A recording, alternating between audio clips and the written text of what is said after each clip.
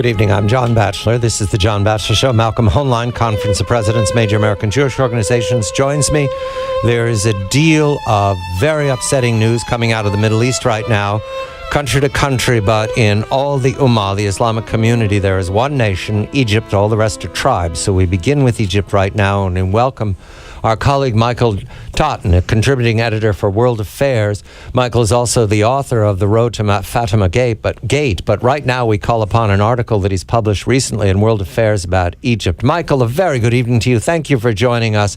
Within hours, the prayers in Cairo and major cities in Egypt. At this point, there is no evidence that there will be major confrontation, such as we've seen over these last 10 days. Your piece, most recently, a few days ago in Egypt, turns on the question of democracy in Egypt. The generals are in charge. There is an appointed government. Is democracy possible? Can it be restored in Egypt, or is it a special thing to wait for in the distant future? Good evening to you, Michael. Hi, thank you. I don't think that democracy can be restored, partly because I don't think it ever really existed in Egypt. They did have a free and fair election, but the problem with Egypt and democracy is that a free and fair election is the last piece of democracy.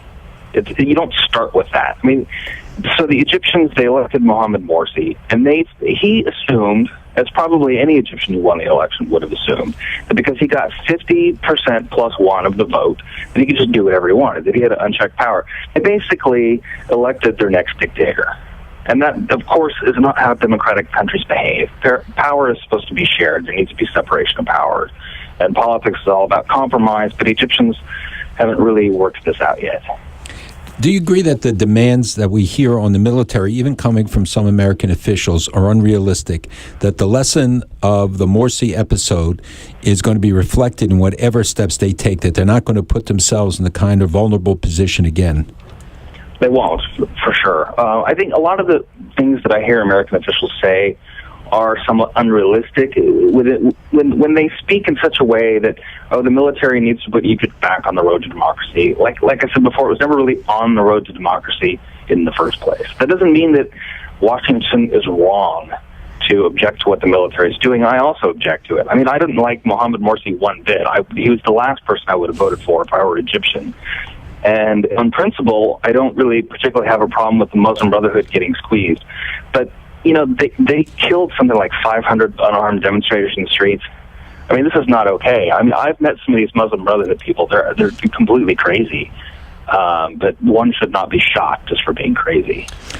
Can I ask just something that's a matter of conscience, and even if there isn't a practical solution, but the attacks again on the Copts over the last few days, there's mutual accusations, but it's quite clear what the source of it is, with open calls from the mosques for attacks against the Coptic churches. Is there anything that could be done? Is there any intervention that the West could assist with to try and protect that population? I doubt it. I mean, what's going on in Egypt, I think, is going to happen regardless of what we do. But it is important that we say something about it, at the very least, so that Egyptians know that we're watching. Mm-hmm. Michael, it's possible that if they know that we're watching, that we're paying attention, not just the United States, but also Europe, the whole rest of the world, it might have somewhat of an effect. I mean, one of the reasons they're doing this is because they feel like they can.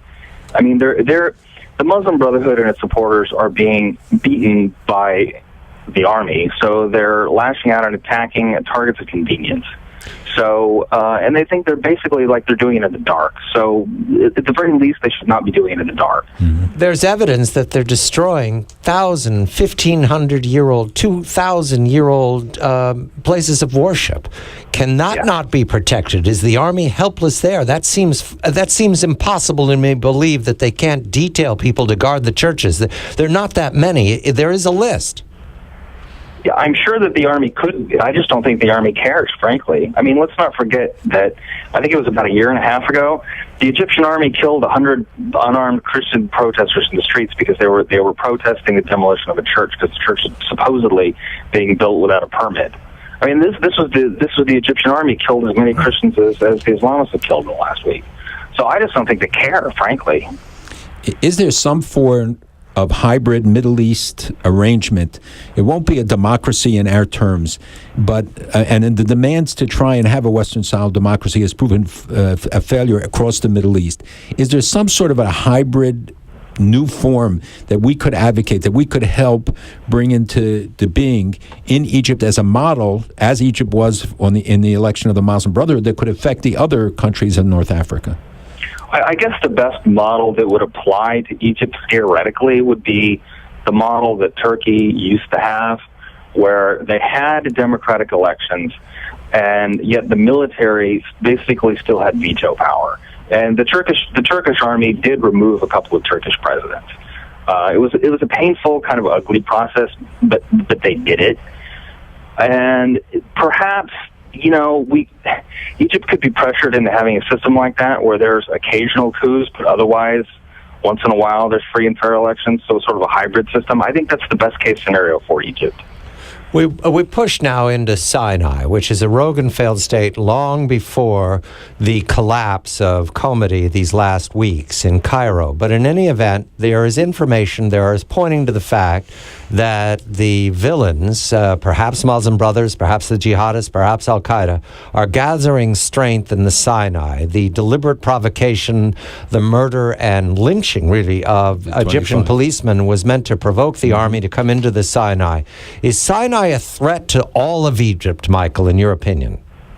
I don't think so. I mean, the Sinai is pretty remote, and what happens with the Sinai doesn't really affect what happens in Cairo. I don't think that is likely to happen. One of the reasons the Sinai has been lawless and sort of beyond the control of the state is because part of the Israeli-Egyptian peace agreement was the Egyptian army is supposed to stay out of the Sinai.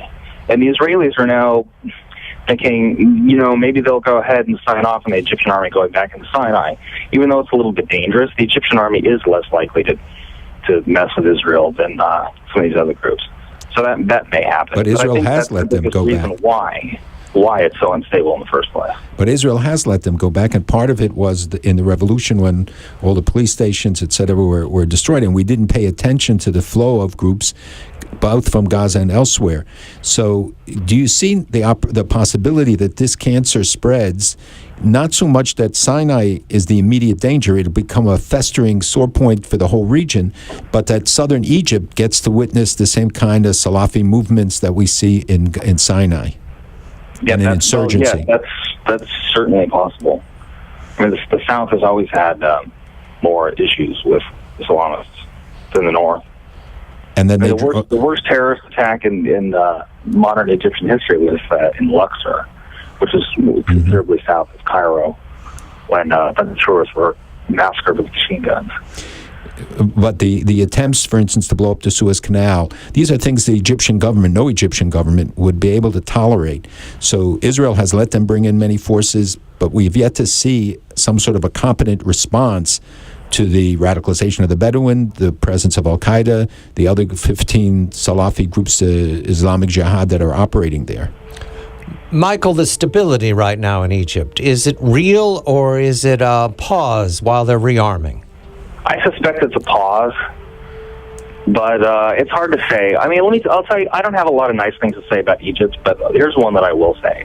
I've heard this enough from Egyptians that it's sort of sunk in with me that, and I've been there several times, and when things get tense, they always say to me that there's never been a civil war in Egyptian history, not of the type that has broken out in modern history in places like Algeria and Lebanon and Syria and Iraq. They just don't do it. They don't have that in their political culture. Doesn't mean that they never will, but for whatever reason, despite Egypt's incredible dysfunction, they don't seem to be really prone to all-out civil war. Michael, so I suspect we're just in a pause between clashes rather than calm before a war, so to speak. Michael J. Totten is a contributing editor for World Affairs, writing in World Affairs about Egypt. He writes for everybody, and his book, The Road to Fatima Gate, won the Washington Institute Silver Book Prize in 2011. Malcolm Hoenlein, Conference of Presidents, Major American Jewish Organizations. I'm John Batchelor.